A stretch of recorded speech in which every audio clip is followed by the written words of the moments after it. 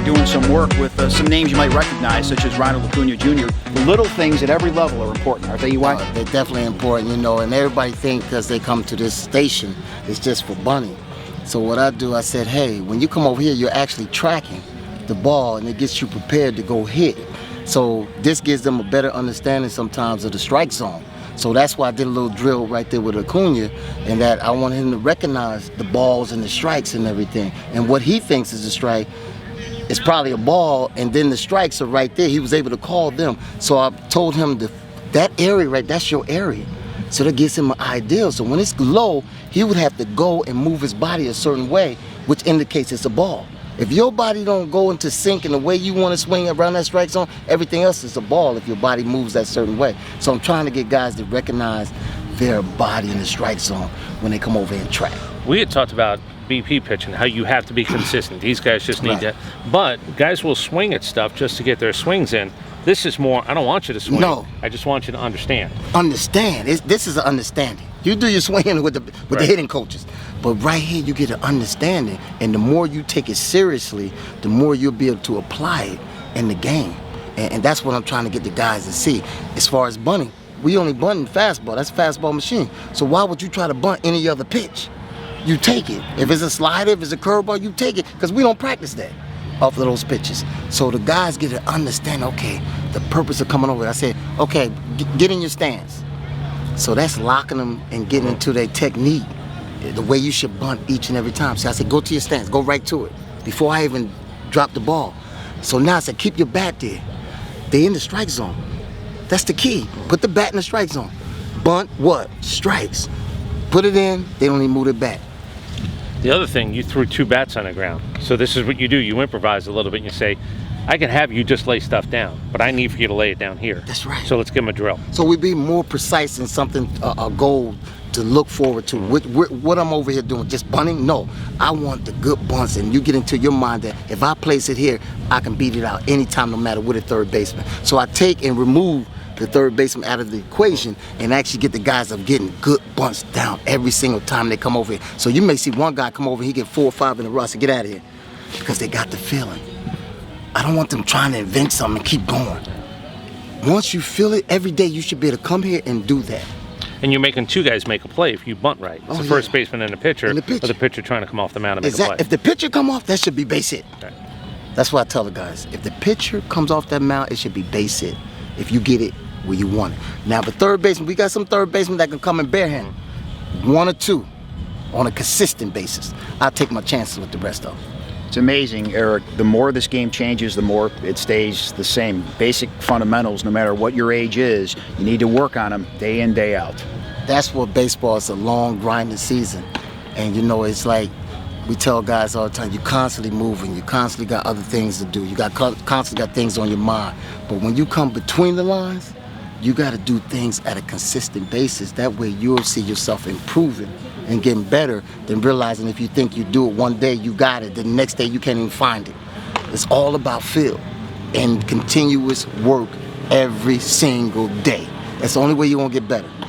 The less you think about it, and the more it's just part of your body language and your mental aspect, everything kind of falls into place. It falls into place, becomes a habit. Yeah.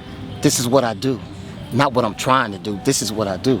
I know I can place it down there because that's where I've been practicing. So we got a saying, me and Wash, especially, we say, you practice to be perfect, knowing you'll never be perfect, but you practice to be perfect.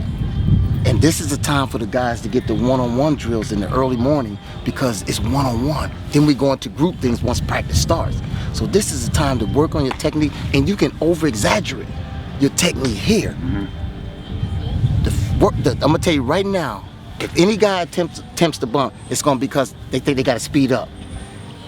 And I always tell them, take a deep breath and slow the engine down. That's why you see me say, go slow. Right. Go slow. That's why I'm calming them down here. Once they realize, oh, I can just do this and then go. Or I can lay the bunt. I'm gonna lay the bunt, then run. I'm not going. And see, everything speeds up, so I tell them, take a deep breath. Slow it down. You're the only one in the stadium knows you're gonna bunt. So I'm old enough. Is anybody ever gonna drag bunt again? Throw the knob under their pit and actually get out of the box like that? Is it ever gonna happen again? You know, I'm not gonna say never. Okay. because one of these young players might surprise me. We just haven't seen it in a while. And I'm telling you, that's a lost art, especially when you have a bunch of at-bats. You're not going to feel good every at-bat. Right. And the fact that you have a weapon in there that you know you can bunt, and they're giving it to you, well, you know, we got a word for that if you don't utilize it. I'll just say it's very bad if you don't utilize your talent. I'll put it that way. But if you're not feeling good that day and you know it, you're the only one that knows that. But you can bunt. Put the bunt down, get your hit. Keep the doctor away. And then when you get hot again, you say, I don't need the doctor. I'm good. That's what we say. How excited are you about the rules changes as far as more opportunities on the bases? It's easier for a base stealing coach to say I'm excited because they want more running in the game. But I don't think the pitcher's just going to allow us to just run crazy out there on the base pass. So now, my goal is to get our guys more mentally involved in what's going on, more so than they ever have. When I say mental side, they're still going to stay on the key. That's very important. But they have to be ready each and every pitch. You can't say, I'll take the next pitch or I'll take the third pitch, like we've done in the past. And you know, it's been successful for us. But now it's a matter of, you know, you got a clock. You got a pitcher. Does he hold it longer? You know, is he gonna snap throw over? Base stealers, he might do one. They get two. Yeah. So it's just a matter. They might vary their time. So it's a lot of little things gonna go into play.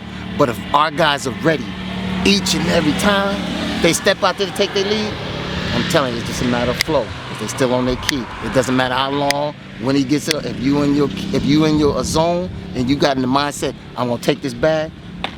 Every single pitch, you got a chance. If you have guys who are a threat, though, pitch clock might get a little bit affected because all of a sudden now you have guys who can honestly steal a base. Mm-hmm. So they got to work their tempo to work with a guy who might steal a base. And to me, the no shift with the guy on second base becomes a big base running moment. Yes. Because now the ability to get a bigger lead and the ability to score on a ball to the outfield is probably more in play than it would have been with the shift, correct? That's true. However, there's some crafty pitchers out there.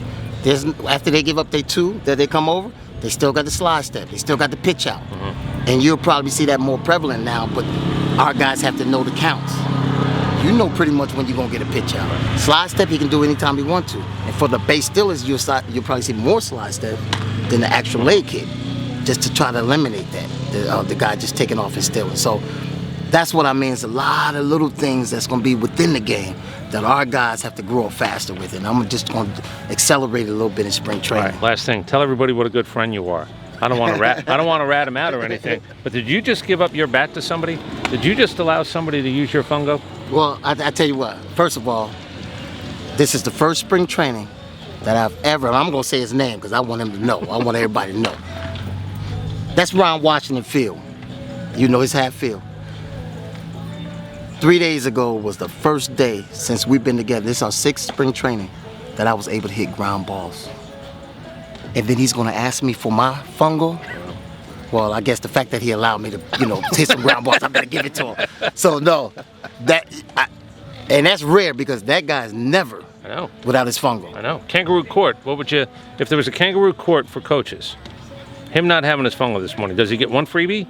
No, because he's old school and he's been around. He should know better. Yeah. He's been doing this for years. So, the young guys, we'd be like, okay, all right, we're going to give you one. The OGs, like Mr. Wash, nah, he'll probably get, if I was the judge, he'd probably get about 250, 500. He might have your bat right here. He used the fungo better than you today. I'll give you that. He used my fungo better than me? Might as well you give it to him. Because he don't have very many licks in it. Hold on. Tell me. Hold on. He don't have very many licks. You know what? He did an outstanding job because that's what he does. That's what he do. You know what I'm saying? What about if it is your fungo? It doesn't matter who fungo it is. That's what we're trying to tell you. We can take your bat and go get a knock. He cannot. You probably. Okay. Not him. We just learned some very... Hey, Mr. Washington. Meeting at 9:30. We just learned some very valuable lessons right here. And there was an OG. Yeah.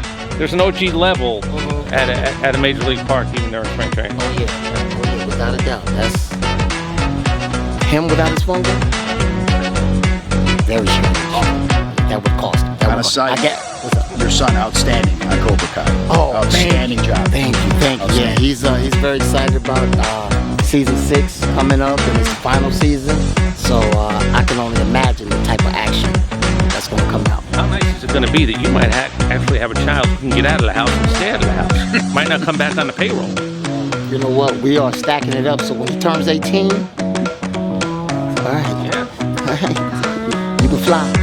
you can fly. Go fly, baby. You can fly. You know, he's great. He's so great and awesome, though. You know. Very respectful, by the way. I've told you that before, but he's very respectful every time we've been around the club. Talented kid, very talented. I thank you. All right, you guys are welcome. That's good stuff right there. Also, y'all pick up on the little things we're saying out there and everything.